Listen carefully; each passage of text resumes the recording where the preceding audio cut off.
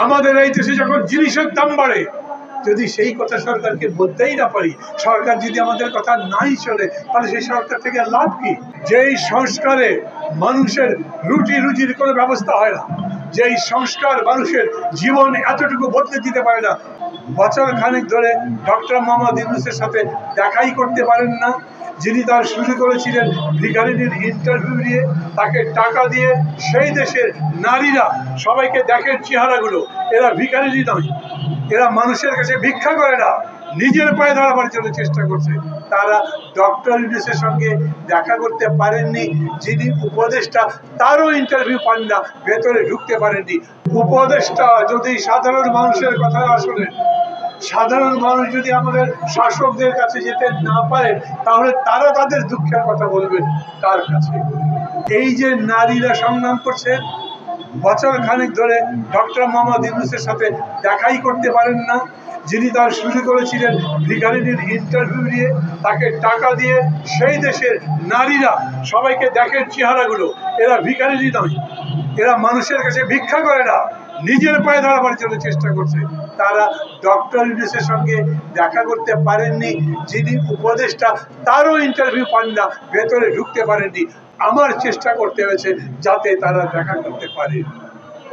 আমি প্রফেসর মোহাম্মদ ইউনূসকে বলি, স্যার, আমি জানি না আমার কথা আপনার কানে পৌঁছাবে কিনা, আমি জানি না আজকে এখানে যে কথাগুলো বলছি আপনার উপদেষ্টা, মহিলা বিষয়ক উপদেষ্টা যিনি আছেন, তার কানে পৌঁছাবে কিনা, কিন্তু এইভাবে পাশের ব্যবস্থা করে তারা তার সাথে দেখা করেছেন।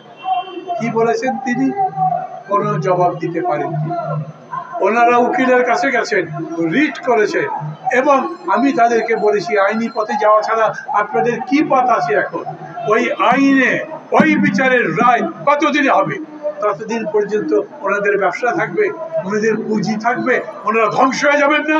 আর এরা যদি ধ্বংস হয়ে যায়, তাহলে তার জন্য ডক্টর মোহাম্মদ ইউনূস আকাশে না মঙ্গল গ্রহের উচ্চতাও যদি উঠে থাকেন, তাদের প্রশ্নের জবাব তো আপনাকে দিতে হবে।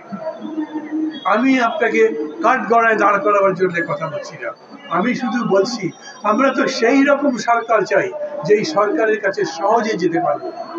আমরা সেই রকম মন্ত্রী চাই যার কাছে আমাদের মনের কথা বলতে পারবো। আমাদের এই দেশে যখন জিনিসের দাম বাড়ে, যদি সেই কথা সরকারকে বলতেই না পারি, সরকার যদি আমাদের কথা নাই চলে, তাহলে সেই সরকার থেকে লাভ কি? কি সংস্কার আমাকে বোঝান।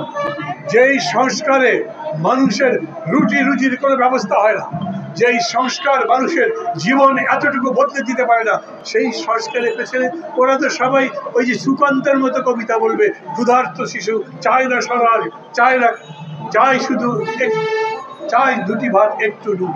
এরা তো সেই রকম পর্যায়ে পৌঁছে যাচ্ছেন। এই যে মা বোন দাঁড়িয়ে আছেন, আমি বলি এদের ছবি যারা তুলছেন, পারেন যদি ডক্টর মোহাম্মদ ইউনূসের কাছে বলেন এই চেহারাগুলো মনে রাখেন, 6 মাস পরে এরা কোথায় থাকে সেটা দেখিয়ে। দেশ উন্নতি করে কিভাবে? আপনি নিজেই বলছেন চাকরি খোঁজেন কেন, চাকরি তৈরি করেন। এরা চাকরি তৈরি করছেন, নিজেরা এমপ্লয়মেন্ট করছেন, অন্যদের সেখানে এমপ্লয়মেন্ট দেওয়ার ব্যবস্থা করছেন।